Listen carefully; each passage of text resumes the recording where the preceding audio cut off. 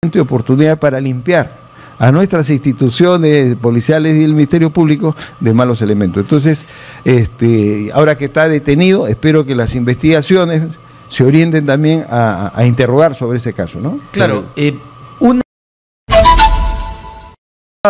al general Kluber Aliaga, ex ministro del Interior, también es abogado el general, para conversar de este y otros temas. General Aliaga, ¿qué opinión le merece lo que ha sucedido con el niño? Muy buenas noches, Jorge. Bueno, sumamente lamentable, no solamente afecta, yo creo, a las madres de los otros niños del colegio. Afecta la moral de todos, ¿no? Afecta a todos los peruanos, a toda la moral de los peruanos, que maten una criatura de 6 años. Esto, bueno, en principio sí se puede, digamos, accionar la justicia, la policía puede hacer el trabajo, puede capturar a los autores y que esto no quede impune. Yo creo que la división de secuestros tiene buenos efectivos, buenos detectives, han esclarecido el caso ya del ruso, de Armonía 10. Yo creo que ahorita se deben dedicar al 100% a esclarecer este caso y a capturar a los autores. Y también pedirle a la población, porque siempre hay algún ciudadano que sabe quiénes han sido. Que vio. Claro, ese ciudadano, para, digamos, invitarlo a que se comunique con la policía y brinde la información que permita justicia. Un asesinato, un niño de 6 años es inadmisible, no puede pasar por alto, no puede quedar impune, tiene que haber justicia. Y acá, digamos, la policía tiene que hacer un buen trabajo, pero fundamentalmente también los ciudadanos tienen que mostrar su compromiso y luchar contra la delincuencia. Cuando uno escucha a las madres, a las personas que están en esta vigilia, preguntarse quién sigue, en realidad creo que esa es una pregunta. Esa es una pregunta de todos nosotros, Jorge, esa es una pregunta que revela que tenemos una sensación de terror en la población. Ya los delincuentes no están con un objetivo definido, cualquiera. Entonces, a cualquiera le puede tocar. Claro, entonces esa situación ya es terrorismo y ya preocupa enormemente y también revela, por otro lado, que el Estado, el gobierno, está fallando en su lucha contra la delincuencia, ¿no? Entonces, una de las cosas principales que debemos hacer, Jorge, se dice que el 12% del total de efectivo de la policía se dedica a labores de inteligencia y de investigación. 12%. Debe pasar mínimo al 30%. Para sentir para que se sienta un cambio drástico en la estrategia de lucha contra la criminalidad organizada. Y para esto es bueno, me gustaría explicarte a ti, que toda la población sepa. Por ejemplo, cuando se comete un delito individual, un delito ocasional, vienen los detectives y investigan y reconstruyen. Van reconstruyendo cómo se produjo, cómo se cometió ese hecho delictivo, van recogiendo los indicios, las evidencias, ¿no? Desde un casquillo de proyectil de arma de fuego, restos de pólvora en la mano, etcétera, etcétera. Cámaras, videos, etcétera, reconstruyen, como se dice. Se hace una reconstrucción, pero cuando se trata de organizaciones criminales, se entiende que la organización criminal está conformada por varios delincuentes y que se dedican a la comisión de delitos de manera permanente. Quiere decir que esta organización criminal, cuando inicia la investigación, ha cometido ya delitos, faltas, infracciones, contravenciones, lo que sea, y lo sigue cometiendo. De tal manera que en ese caso hacemos una investigación concurrente, o sea, vamos estudiando, investigando a toda la organización criminal y ver la diferente participación. Cada integrante de una organización criminal tiene un rol. Hay algunos que son choferes nada más, otros son los gatilleros, los sicarios, otros son los soplones, los vigías, y así tienen sus roles, hay los cabecillas. Y mientras más estructurada la organización criminal, los más altos niveles, ya ni siquiera tienen contacto directo con la ejecución material, ellos dirigen desde lejos. Entonces, hay diferentes, tipos de organización criminal y de diferente jerarquía, diferente nivel de desarrollo de estructuración, desde medianas, pequeñas a muy grandes. Entonces, para desbaratar a estas organizaciones criminales y llegar a la cúpula, se requiere trabajo de investigación criminal e inteligencia. ¿Esto qué quiere decir? Vas investigando, vas recabando, vas interceptando comunicaciones, vas haciendo seguimiento, vas captando informantes, colaboradores, te infiltras si puedes infiltrarte en la organización y dejas que vaya operando la organización para que en el momento más oportuno los agarres a todos con las manos en la masa, con todas las pruebas, que es la única forma de sacarlo de circulación. En el caso, por ejemplo, que el reportero de Casma nos ha dado datos valiosos sobre... Totalmente, sí. ¿no? Nos ha dado datos valiosos. Claro. Por ejemplo, ahí se muestra... Nos ha dicho que ha estado cantando, bailando en una fiesta patronal, que se fue a una discoteca, o sea... prácticamente es una ruta de cuchillo, ¿no? Claro, normalmente los que son cabeza de organizaciones criminales o de bandas organizadas, estamos hablando ya de que actúan en el tiempo, no son solamente, no se reúnen solamente para hacer un acto criminal, sino que ya se dedican como una actividad empresarial, una actividad de vida a la comisión de delitos. Entonces, es una banda criminal organizada o una organización criminal. Normalmente los cabecillas de esto siempre tienen un lugar de refugio, un lugar donde pueden ir a descansar, a salir del teatro de operaciones de la observación de las autoridades y de las personas que conocen sus actividades ilícitas. Normalmente tienen una zona de descanso, una zona de refugio. Segundo, normalmente lo que hacen es congraciarse con sus vecinos, ¿no? Un jefe de una banda organizada va a llegar a su barrio, normalmente es pobre, ¿no? Y va a colaborar con todos los vecinos, le va a hacer regalos de Navidad, de Año Nuevo, el Día de la Madre, va a tratar de colaborar en las parrilladas, porreadas, en las celebraciones religiosas, etcétera, etcétera. ¿Por qué? Porque lo que quiere es que esa población lo proteja. Está tranquilo cuando llega. Claro, o sea, claro. Ese es su lugar de refugio donde la población le va a brindar información. Oye, están viniendo los policías entonces lo ponen en alerta. Calza exacto con las actividades de... Esa es la forma en la que, claro. Los jefes... Porque la población ha salido o sea, prácticamente, digamos, era un líder querido por la población, ¿no? Normalmente, te digo, eso es lo que hacen los cabecillas de organizaciones criminales o de bandas organizadas. Y es justamente lo que revela.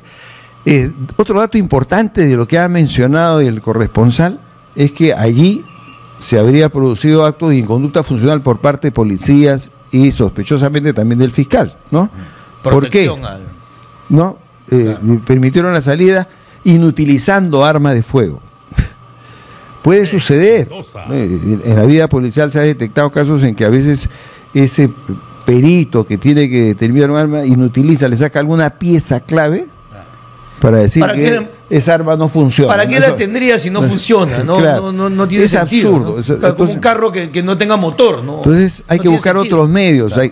Primero, en qué lugar fue la intervención, tomar las fotografías y ver pues qué parte del arma ha sido sustraída, ha sido extraída. Y ahí habría responsabilidad del perito. Hay que ver, yo creo que es una excelente oportunidad para que se investigue cómo fue que logró su libertad, ¿no?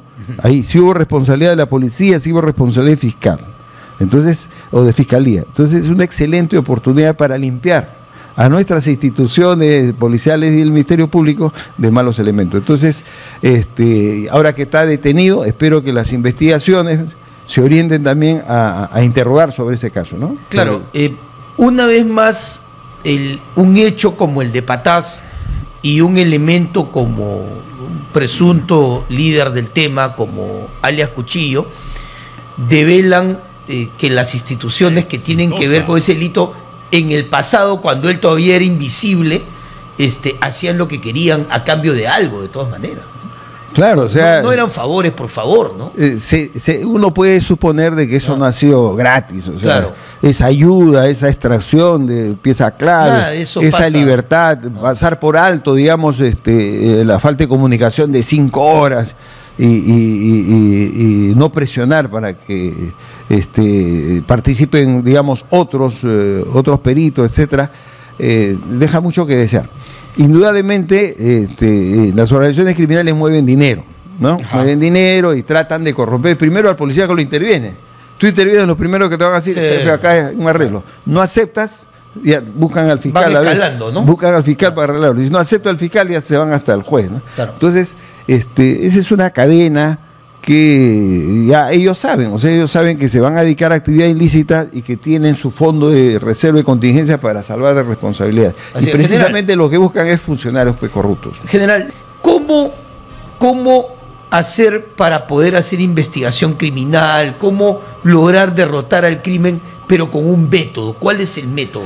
Mira, Jorge, para que la gente lo entienda de manera sencilla, para los delitos, te decía, para los delitos comunes, ocasionales, etcétera, se aplica el método general de investigación científica, que consiste en reconstruir cómo se ocurrieron los hechos a través de los indicios, evidencias, huellas, vestigios, restos de todo tipo, ¿no? Se va reconstruyendo cómo sucedieron los hechos, se va identificando a los actores, o sea, quienes ingresaron a las escenas del crimen, la escena del crimen principal donde se comete, por ejemplo, un homicidio, las escenas secundarias donde se entierra el cuerpo, se esconde el producto de lo hurtado, etcétera. Entonces hay varias escenas. Se hace un estudio de tiempo, de movimiento, a qué horas llegaron, a qué horas se desplazaron, a qué lugares se desplazaron, en qué momento se reunieron los delincuentes para repartirse, etcétera, etcétera.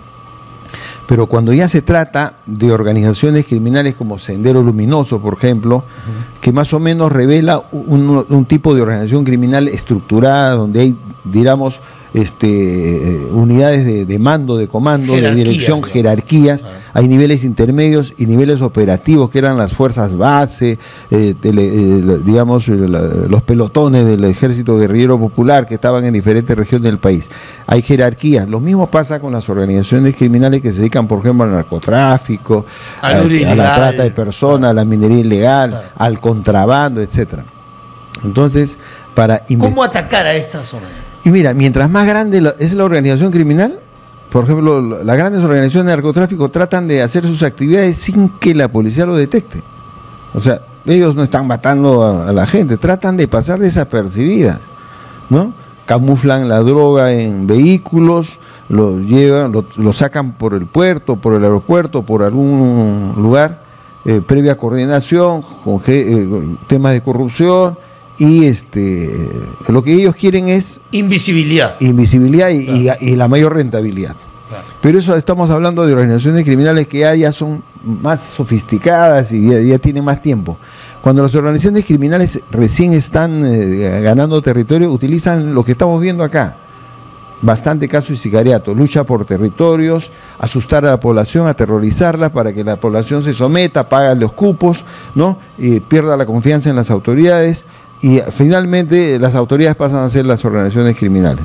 Entonces hay una etapa de desarrollo de las organizaciones criminales. Entonces para estas organizaciones criminales estructuradas, la única manera de combatirlos es como lo hizo la DIRCOTE, con investigación criminal e inteligencia, ¿no? Entonces la investigación criminal es eso, es buscar todos los elementos y medios de prueba científicamente, ¿no? Para demostrar la vinculación de cada uno de los integrantes de las organizaciones criminales con uno u otros varios delitos. Como te decía, en las organizaciones criminales unos se dedican a transportar la droga, ¿no? Otros a exportarla afuera, otros a distribuirla, otros a procesarla, a elaborarla, etcétera. Entonces, en la investigación de organizaciones criminales tú tienes que hacer una investigación concurrente y hay que armar con la finalidad de decir, estos son los delitos que han cometido antes, esto es lo que están cometiendo y van a cometer algo grande donde todos van a estar, ¡fum!, ahí les caes, ¿no? Entonces el objetivo tuyo es desarticular a toda la organización criminal. Entonces la única forma de hacer eso con organizaciones criminales que están empatadas, que están actuando aquí en Lima, que están actuando en Trujillo, haciendo extorsiones y una serie de delitos, es mediante investigación criminal más inteligencia.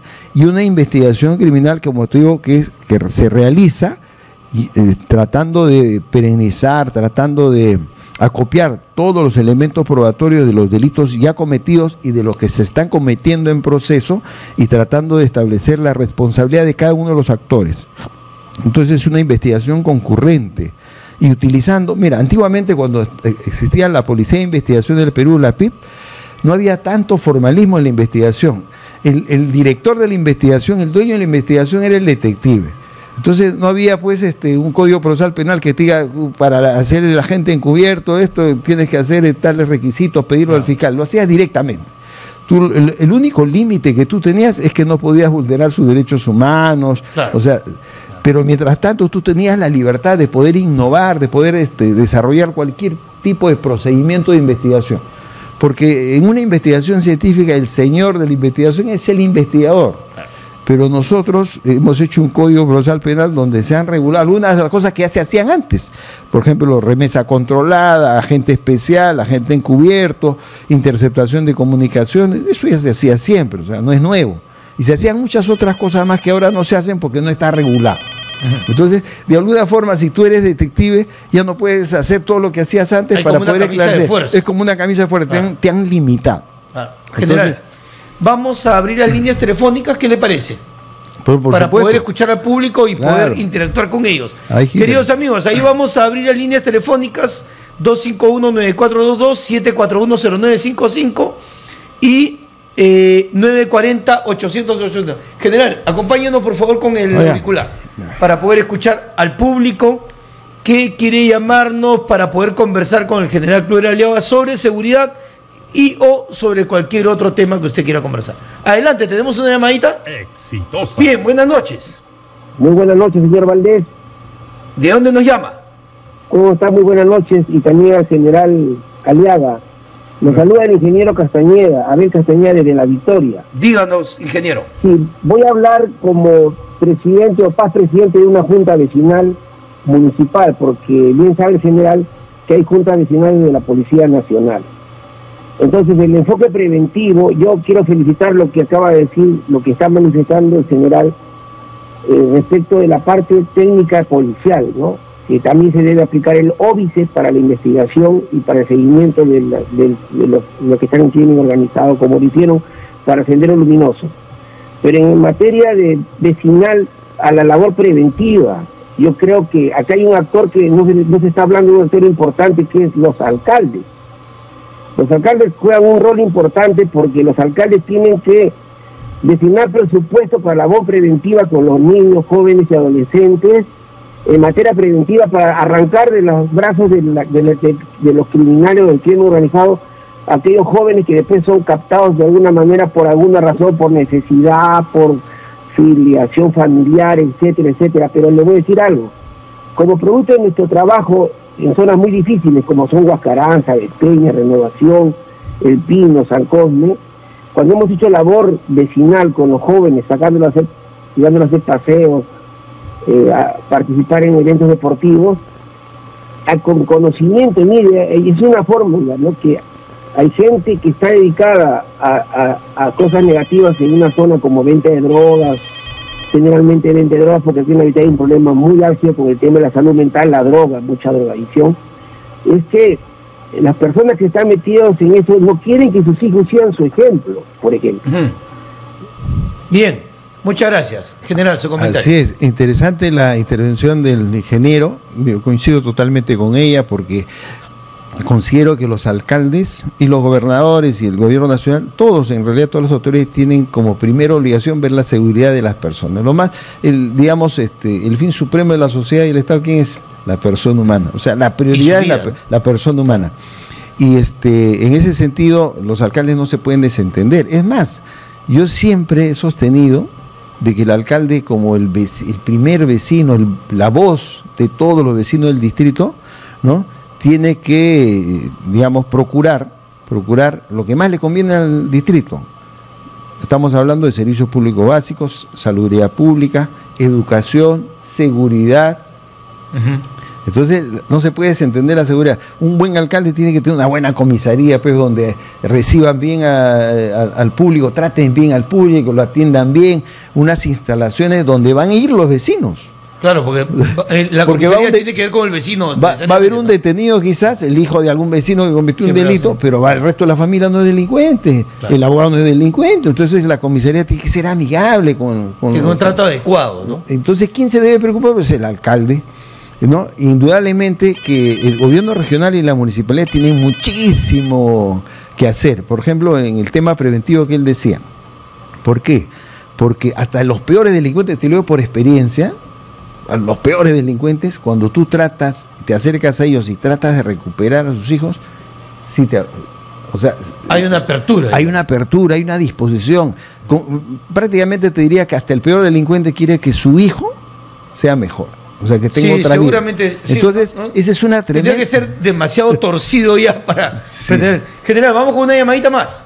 Bien, buenas noches. Buenas noches.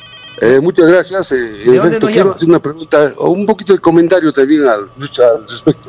Diga. Felicitarlo al general. Bueno, él está preparado teóricamente, le hemos escuchado aspectos que ha comentado, pero en la práctica no es eso. Yo creo que acá el que conoce perfectamente la investigación, lo del personal subalterno, ¿quiénes son los pesquisas? Ellos son los técnicos en el tema. No es hablar acá como el señor general teóricamente dice muchas cosas. Eso no funciona. Yo soy ex miembro de la Policía Nacional, soy abogado con 35 años de experiencia. He trabajado en terrorismo a nivel nacional y conozco quiénes son los operadores. Los operadores somos los subalternos. Y en consecuencia, esto se tiene que cambiar. Bien, Yo le quiero responder al colega que está generalizando. Yo desde que he sido alférez y puedo contratar con todos los subalternos, he sido subalterno también. Yo he sido suboficial. O sea que no puedes descalificar y decir que los generales no investigan. Yo he investigado toda mi vida, yo he dirigido los grupos operativos. Antes yo era de la PIP y los PIP teníamos 1 o 2 subalternos, no teníamos más. El oficial tenía que ir con el subalterno al costado y dirigía. No es que el subalterno sabía más, no, el oficial es que conoce la cancha y las estrategias. Y no es teórico lo que estoy diciendo, yo lo estoy diciendo porque conozco. Yo me metí a la casa de los faites. O sea, yo he hecho registros. Todo eso no es operativo. Pues, lógico, claro, pues. claro. O sea, ¿cómo me va a decir que no, que los subalternos son, no? Normalmente en la PIP el oficial iba con el subalterno. Es más, correcto, el oficial dirigía, iba adelante, que dirigía todo el operativo. Pero cuando se da la unificación, y eso, por ejemplo, eso no era una costumbre en lo que era Guardia Civil, ¿no? La Guardia Civil o la Guardia Republicana normalmente, ellos tenían tropa, tenían más personal y por lo tanto no necesariamente iban a todos los operativos, salvo los oficiales de menor jerarquía. Pero en la PIB no era así, de tal manera que discrepo mucho con lo que dice, que es una afirmación totalmente equivocada, no es así. Correcto. Bien, vamos con una llamadita más. Vamos con llamadas, vamos del público. Ahí están los números telefónicos. Adelante, buenas noches. Exitosa. Buenas noches, ¿de dónde nos llama? Buenas noches, señor periodista, y buenas noches, general. Soy Maribelén. Bueno, yo tengo fe y confianza, ¿no?, en que todo se va a solucionar. Esa situación de crimen organizado es transnacional y todo internacionalmente Sudamérica está presentándose esta situación.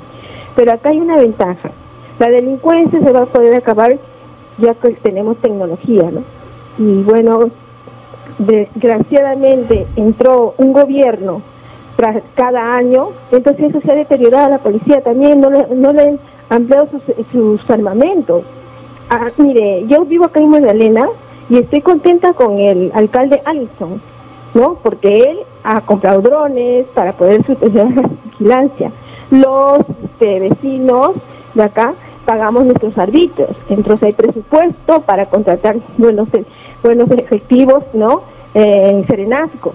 Entonces todo eso se tiene que ver. En los otros distritos no sé cómo llevarán sus arbitrios, ¿no? Todo eso influye. Entonces yo lo que escucho del general, bueno, apoyo eso porque soy familiar de una militar también, ¿no?, hija de un militar. Entonces, bueno, la presidenta constitucional ha entrado en los momentos más difíciles, donde cada año entraba un gobierno, y la policía hasta lo menospreciaban. Los presidentes que han ingresado han quitado a los mejores generales que han estado. Gracias, muy amable. Bien, general. Pero eso sí es cierto, ¿no? Parece que nuestros políticos quieren pues a los sí señor, a los incondicionales, y no necesariamente son más preparados. Yo quiero decirte, Jorge, que sí, efectivamente, si averiguas un poquito o averigua el colega sobre mi trayectoria de vida, va a ver que pues, desde oficial de Pichón, donde he ido de pacificado. Me tocó, por ejemplo, Barrios Altos en una época y saqué el alma todo Barrios Altos. Y se puso orden allá. Me tocó Chimbote, Tingo María, Chiclayo, que era considerada la capital del crimen, lo sacamos ahí, pasó a puesto 87 de inseguridad. El Callao me enviaron, y antes de ser general, cuando era coronel en la Dípter Norte 13 en San Martín de Porras y Rimas, limpiamos San Martín de Porras y Rimas, fuera la mejor dípter de todo Lima. De tal manera que, ¿y por qué puedes hacer eso? Porque conoces, porque sabes, porque has sido de calle, como quien dice, has empezado haciendo el trabajo básico. Claro. ¿no? Y luego estás calificado para dirigir. Que en realidad un policía tendría que conocer desde lo más básico hasta luego ya el comando, ¿no? Por eso es lógico, no, pues. difícilmente va a poder comandar. De eso se trata, que llegues a general, Claro. pero tienes que haber, Si no, ¿cómo tienes que haber comanda? empezado de alférez. Yo empecé de subalterno. Después pasé de ser alférez y igualito hacía trabajo de campo. O sea, cantidad de detenidos y investigaciones que se han realizado. Lamentablemente que lo que sí, digamos, es negativo es que los propios colegas, la policía es tan grande, no nos conocemos todos.